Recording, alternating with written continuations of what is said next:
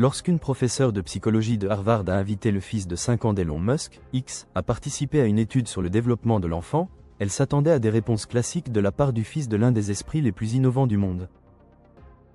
Au cours de l'évaluation, la Dr Chen a posé à X une question standard, qu'elle avait déjà posée à des centaines d'enfants au cours de sa carrière de 25 ans. Si tu pouvais avoir n'importe quel super-pouvoir au monde, lequel choisirais-tu ? La plupart des enfants choisissent de voler, une force surhumaine ou l'invisibilité. Mais la réponse de X a été si inattendue, si profondément différente de tout ce qu'elle avait entendu auparavant, qu'elle a laissé la professeure de Harvard complètement sans voix. Sa réponse a révélé une sagesse et une empathie qui ont remis en question tout ce que les adultes présents pensaient savoir sur l'intelligence, la réussite et ce qui compte vraiment dans la vie. Ce que le fils de 5 ans d'Elon Musk a dit va vous surprendre.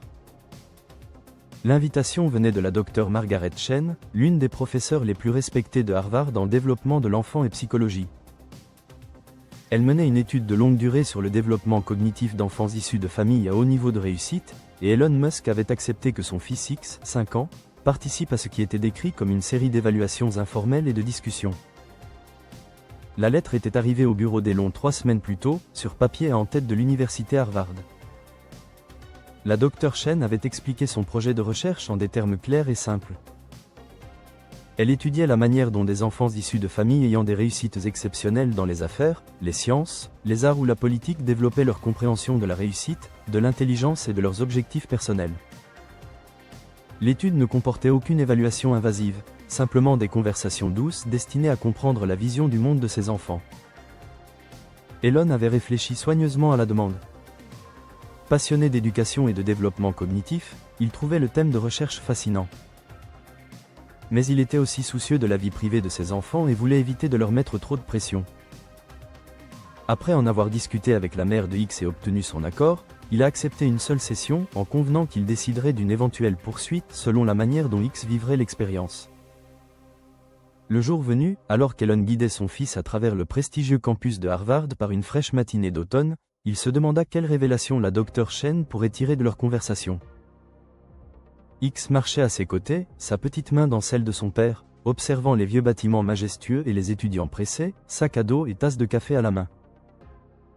C'était bien différent de son environnement habituel au Texas ou en Californie, et Elon voyait la curiosité naturelle de son fils s'éveiller dans ce nouveau décor. C'est une très vieille école, expliqua Elon. Les gens apprennent ici depuis près de 400 ans. Les yeux de X s'écarquillèrent. C'est plus vieux que mamie et papy. Elon sourit. Bien plus vieux, oui. Ici, bien avant leur naissance, et même bien avant celle de leurs grands-parents. Est-ce que j'irai ici quand je serai grand ? Demanda X, intrigué. Tu pourras aller à l'école que tu voudras, plus tard, répondit Elon. Mais d'abord, rencontrons la Dr Chen. Elle veut simplement te parler, te poser quelques questions sur ce que tu penses de différentes choses. X hocha la tête, apparemment à l'aise avec la perspective. À 5 ans, il était un enfant adaptable, généralement à l'aise avec de nouvelles personnes, heureux de partager ses idées. Cette ouverture naturelle allait bien servir la Dr Chen. Le bureau de la Dr Chen, dans le William James Hall de Harvard, était conçu pour rassurer les enfants. Tapis colorés, coins confortables, rayonnage rempli de livres et de jouets éducatifs. Quand Elon arriva avec X au rendez-vous, la professeure les accueillit chaleureusement, expliquant qu'elle voulait simplement discuter avec X pour saisir sa façon de réfléchir. Contrairement aux laboratoires cliniques associés à la recherche en psychologie, le bureau semblait plutôt un salon accueillant ou une salle de classe agréable, avec des fournitures d'art, des blocs de construction et des puzzles simples, et des livres de tout niveau. La Dr Chen, une femme d'une 50aine d'années, cheveux poivre et cils courts, lunettes sur une chaîne colorée, portait une tenue professionnelle décontractée. Elle leur sourit et se pencha vers X. « Merci d'être venu me voir aujourd'hui, dit-elle. Je m'appelle Dr Chen et je suis très curieuse de comprendre comment les enfants comme toi perçoivent le monde. Tu parles à beaucoup d'enfants ? Demanda X. Oui, et c'est la partie que je préfère dans mon métier. Chaque enfant a ses propres idées, et j'apprends quelque chose à chaque conversation.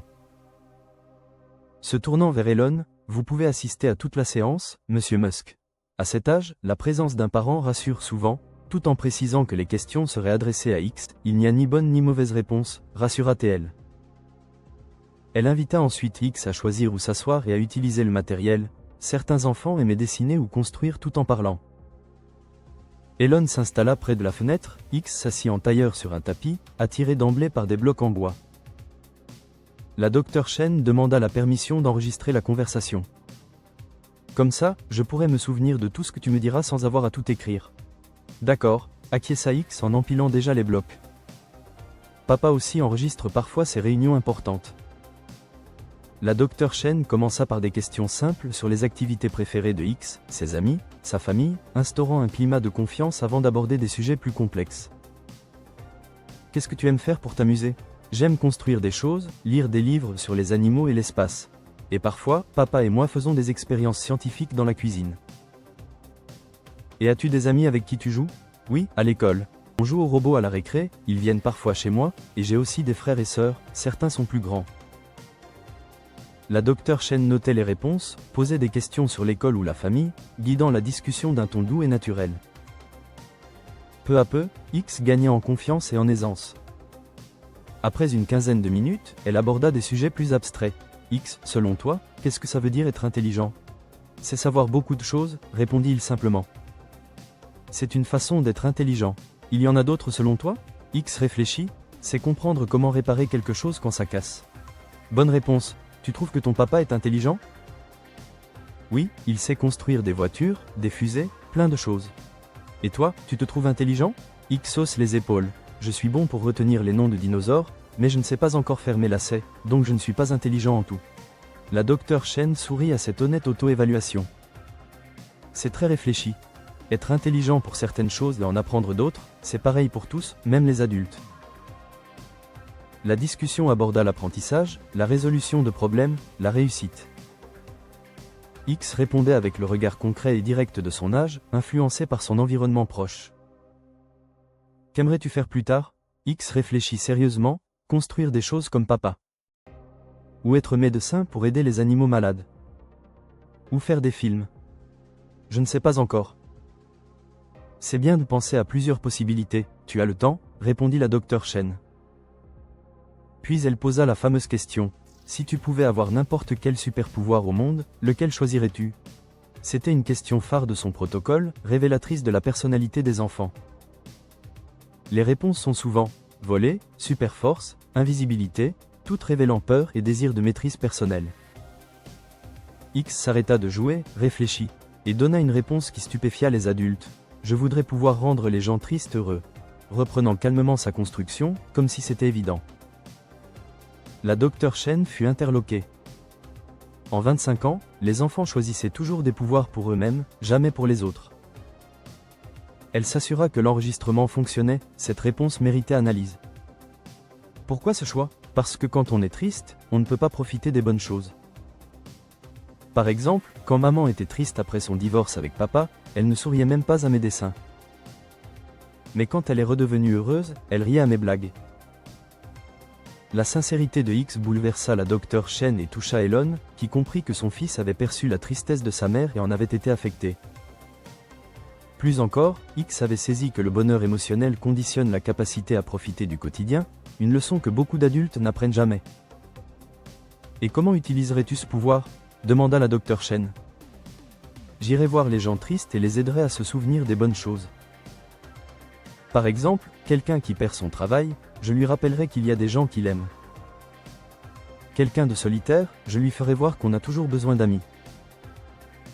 Pendant qu'il expliquait, X continuait à bâtir une maison en bloc, concentré sur sa tâche physique et la discussion. La maturité de son raisonnement émotionnel étonna la Dr. Chen. La plupart auraient choisi un pouvoir pour eux-mêmes, X pensait d'abord au bonheur des autres. Tu penses souvent aux gens tristes? Parfois. Au magasin, je vois des gens fatigués ou inquiets.